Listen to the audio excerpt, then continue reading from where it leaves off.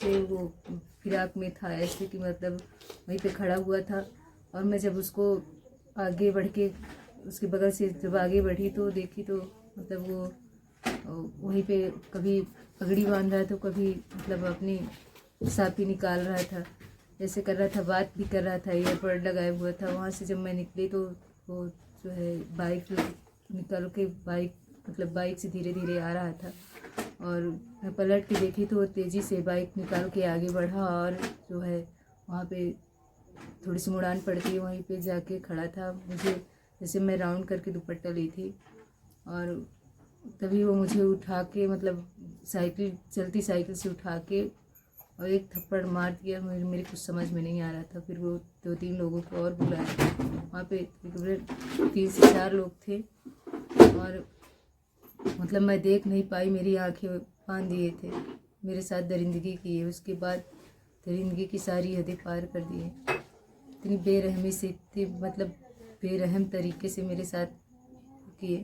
फिर वहाँ से मैं जब ऐसे लगा मुझे कि मतलब यहाँ पे कोई नहीं है, आवाज़ें दूर से आ रही थी, ट्रेन भी आ जा रही थी, बाइक भी आ जा रही थी। तो वहाँ पे वो लोग बोल रहे थे कि इसे कहीं दूर ले चलते हैं, गाड़ी मंगवाओ।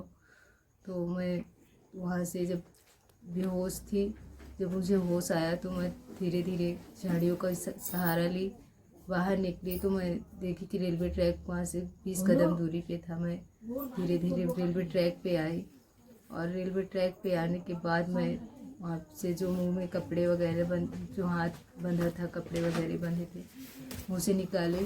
फिर उसके बाद हाथ नहीं खोल पाई क्योंकि हाथ बहुत कस के बंधा था। उस समय मैं ना बोलने की स्थिति में थी, ना होश आ रहा था। तो थोड़ी थोड़ी बार बार चक्कर आ रहे थे, ब्लीडिंग भी बहुत ज़्यादा जा रही थी, मुंह से भी खून आ रहा था, मार दिया था मुक्का। तो मैं देखी कि ट्रेन आ रही है तो मैं ट्रेन के बीच सेंटर पे आ गई। मुझे सहारा शायद कोई दे या फिर ट्रेन रुक जाए। वहाँ पे निर्वस्त्र थी तो मुझे मतलब वो लोग सोचे होंगे शायद कोई पागल वगैरह हो, पागल हो, घूम रही है, तो वो लोग नहीं रोके। लेकिन जब मुझे पता चला कि रेलवे के 5-6 लोग थे वहाँ पे खड़े थे और काफ़ी दूर पे मैं इशारा भी कर रही थी, ट्रेन चल रही थी तो मैं ट्रेन के साथ साथ दौड़ी कुछ दूर। फिर उसके बाद मैं इशारा कर रही थी कि मुझे हेल्प चाहिए। वो लोग आए मेरे नज़दीक और जो मालगाड़ी चल रही थी उसके वो हल्का धीमा धीमा चल रही थी कि मतलब इतना तेज़ नहीं चल रही थी। जाके वहाँ पे जब रेलवे वो स्टेशन के पास रोके, उसके बाद लोको पायलट उतर के आया। मैं वहाँ पे बेहोश हो गई थी, भी पानी वानी का छींटा मारे। जब मुझे होश आया तो नंबर पूछ रहे थे, बोल रहे थे बेटा अपने कपड़े वगैरह पहनो, अच्छे से बना लो। फिर उसके बाद जो है वो नंबर पूछे तो नंबर सारे गलत आ रहे थे। मतलब मैं जितने भी नंबर बता रही थी मेरा दिमाग नहीं काम कर रहा था, वो बेहोश हो जा रही थी। तो छोटे वाले भाई के पास लगाई तो वो बाहर था, उसके पास लगाई तो वो पापा भैया के पास लगाया फ़ोन। वहाँ पे जब ये लोग पहुँचे तो मुझे थाने ले आए। थाने से फिर मेरी हालत बहुत बेकार थी तो वो लोग प्राइवेट हॉस्पिटल में पहले ले गए, फिर वहाँ से रेफ़र किए जिला अस्पताल और मऊ ले गए। मऊ से फिर इलाहाबाद रेफ़र कर दिए, बोले कि हालत इसकी बहुत नाजुक है। फिर कालविन हॉस्पिटल में जब मेडिकल के लिए ले गए तो वहाँ पे जो डॉक्टर थी वो बोल रही थी कि इसके साथ रेप वगैरह हुआ है। और वहाँ पे रीता सिंह पहाड़ी SHO खड़ी थी, वो बोल रही थी, वो काफ़ी जहाँ जहाँ चोटें थी वहाँ की फ़ोटो भी खींच रही थी। बोल रही थी कि वहाँ तो कुछ नहीं बोली। उसके बाद जब कमला नेहरू रेफ़र किया गया, मुझे कमला नेहरू लाया गया यहाँ पे एडमिट करने के लिए। बोले कि कालविन में जांच हुई, उसके बाद कमला नेहरू में जब ले आया गया तो बोले कि यहाँ आई, वो सादे ड्रेस में आई, सिविल ड्रेस में। उसके बाद वो बोली कि मुझसे ऐसे ऐसे सवाल कर रही थी। जनरल वार्ड में जब लेटाया गया मुझे 20 लोगों के बीच में मुझसे ऐसे जवाब मतलब पूछ रही थी मुझसे कि क्या हुआ है तुम्हारे साथ, ऐसे मतलब बार बार मुझसे सवाल कर रही थी। उसके बाद बोल रही थी, बयान बार बार बदल रही है, मुझसे बदतमीजी तौर से बात कर रही थी। और मेरी बहन को बोल रही थी कि तुम वीडियो यहाँ पे ना बनाओ, तुम जाओ बाहर जाओ। वो फ़ोन लिए बैठी थी तो बोल रही थी कि तुम वीडियो बना रही हो, बाहर जाओ, मैं इससे पूछताछ कर लूँ उसके बाद आना। और काफ़ी बदतमीजी तौर से मुझसे बात कर रही थी। अभी तक क्या हुआ, न्याय मिला कि नहीं आपको? नहीं सर, हमें न्याय नहीं मिला है। कितने लोग पकड़े गए? एक इंसान पकड़ा गया है, उसको बता रहे साइको है, पागल है। क्योंकि मेरा सभी लोगों से विनम्र निवेदन है कि मुझे न्याय दिलवाएं, मेरे साथ खड़े हों, मेरे पीछे जो मतलब मेरे साथ आवाज़ उठाएं। आज मेरे साथ हुआ है, कल किसी बहन बेटी के साथ भी हो सकता है। और अगर वो इंसान कबूल रहा है कि मैं एक ही इंसान हूँ तो ये गलत है, क्योंकि मैं बार बार बोल रही हूँ, चीख चीख के यही बोल रही हूँ कि एक इंसान नहीं था। आज 23 दिन हो गए हैं, सिर्फ एक इंसान पकड़ा गया है और उसी में बोल रहे हैं कि एक इंसान है इसके पीछे।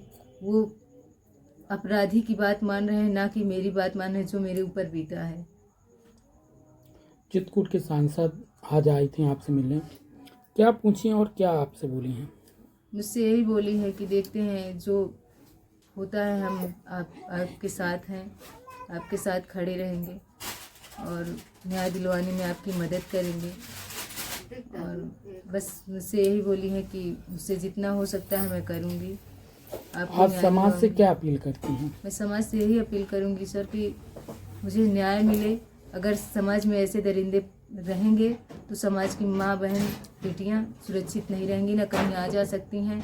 सरकारी नौकरी हो या प्राइवेट नौकरी हो, कभी भी अकेले कोई भी लड़की सुनसान रास्ते पे नहीं जा सकती है, क्योंकि उसे यही भय लगा रहेगा कि कोई इंसान आके उसके साथ बदतमीजी या दरिंदगी ना करे। तो आप सरकार से क्या अपील कर रही हैं? मैं सरकार से यही अपील करूँगी कि मुझे न्याय दिलवाएं। जैसे कि वो बोल रहे हैं कि हम हर माँ बहन बेटियों के साथ खड़े रहेंगे और बेटी पढ़ाओ बेटी बचाओ जो भी है नारा दिए हैं, ये गलत है। क्योंकि आज तक कोई भी बेटी सुरक्षित नहीं है। दिन पर दिन अत्याचार बढ़ता जा रहा है। दिन पर दिन सुनने में आ रहा है कि इस बेटी के साथ ऐसा हुआ है, उस लड़की के साथ ऐसा हुआ है। तो क्यों? क्योंकि यही कोई मतलब शासन व्यवस्था इतनी ढीली है, इतनी वो है कि कुछ भी नहीं कर रही है। प्रशासन का खौफ अपराधियों पर नहीं है। अपराधी बेफिक्र होकर घूम रहे हैं, जो मन में आ रहा है वो कर रहे हैं। किसी की माँ बहन बेटी की इज्जत ऐसे उछाल रहे हैं, ऐसे बेइज्जती कर रहे हैं, ऐसे मतलब सरेआम कुछ भी कर जाते हैं, उस पर पैसा फेंक देते हैं मुंह पे, मुंह बंद हो जाता है जिला प्रशासन का। पुलिस प्रशासन के द्वारा आपको अभी तक न्याय नहीं मिला है, क्योंकि एक इंसान को पकड़ के उसको फतेह हासिल कर लिया है, ना कि उसे बुलवाए, ना कि और इंसान थे, उसके पीछे किसका हाथ है, वो किसकी फिराक में था और क्यों ऐसा किया है, उसके पीछे कितने लोगों का हाथ है जो ऐसे किया है। तो आप सवाल उठा रही हैं कि प्रशासन जो अपराधी की बात मान रहे हैं, आपकी नहीं। वो तो बोल रहे हैं अपराधी ने कहा कि पागल भी है, साइको भी है, लेकिन उसकी बात मान रहे हैं कि अपराधी बोल रहा है एक व्यक्ति है तो एक ही व्यक्ति रहेगा। आपके साथ घटा है, आपकी बातें नहीं मान रहे हैं। हम मेरी बात मैं कब से बोल रही हूँ कि सर मेरे साथ ये हुआ है, 3 से 4 लोग थे, लेकिन नहीं, जो अपराधी बोल दिया कि मैं ही अकेले सब सारे घटना का मतलब वो हूँ, तो वही मान रहे हैं। आपका कहना है कि मैं कैसे मान लूँ एक था, आपके साथ भी था। मैं यही बार बार बोल रही हूँ कि एक इंसान नहीं था, 3 से 4 लोग थे और वहाँ पे जितने भी थे सब मतलब वो सामने ज़रूर आया है, लेकिन उसके पीछे कई लोगों का हाथ है। जिस प्रकार से प्रशासन के द्वारा आपको न्याय नहीं दिया रहा है, आगे चलकर आप क्या कदम उठाएंगे, क्या करेंगे? कुछ आपने सोचा है कि क्षेत्र की जनता से अपील करेंगी कि न्याय पाने के लिए आप कहाँ जाएंगे? मैं क्षेत्र की जनता से क्या, क्योंकि आप कहीं ना कहीं कमज़ोर हैं, गरीब हैं। हम गरीब हैं, लेकिन गरीब की बात आजकल सुनता कौन है सर? आवाज़ें दबाई जा रही हैं, केस दबाए जा रहे हैं और वहाँ पे हर जगह ये जो मेरे साथ हुआ है जो कांड, इसको बोल रहे हैं छेड़छाड़ का वो लगा रहे हैं। छेड़छाड़ हुआ है और बकाया कुछ नहीं, मारपीट हुई है। आप 23 दिन से बीमार चल रही हैं, बिस्तर में लेटी हुई हैं। कहाँ तक आपकी तबीयत सही है कि अभी उसी स्थिति में है? मैं आज तो बैठी हूँ, उठ के बैठी हूँ, नहीं तो मैं चल फिर नहीं पाती हूँ, और कोई उठा के सहारा दे के बिठा देता है तो बैठ जाती हूँ। आज तक इतना मतलब पूरे मुंह में इतना ज़्यादा चोटें थी कि मैं कुछ खा पी नहीं पाती थी।